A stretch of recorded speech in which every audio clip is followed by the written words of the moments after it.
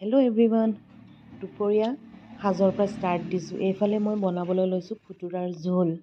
ইয়াতে মই কেৰাহীটো গৰম কৰি ল'লোঁ। এতিয়া খুতুৰাবোৰ দি দিছোঁ।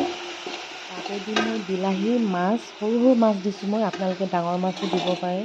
তাৰপিছত আদা, নহৰু, জলকীয়া, এটা পেষ্ট দিম আৰু একো নিদিওঁ, হালধি নিদিওঁ। কিছুমানে হালধি দিয়ে, মই হালধি নিদিয়াকৈ ভাল পাওঁ বইলটো। জলকীয়া যিমান পাৰি দিব, বইলত যিমান জলকীয়া দিয়ে সিমান খাই ভাল লাগে। তো এইফালে এয়া দেখিছে সৰু সৰুকৈ কাটি লৈছোঁ বিলাহীবোৰ, মই এনেকৈ দি দিলোঁ। গোটেইবোৰ ভালদৰে হিলাই মেলি মই পানী দি দিম আৰু বহুত ধুনীয়াকৈ উতলিবলৈ দিম। বেছি উতলিলে খাবলৈ খুব ভাল হয়।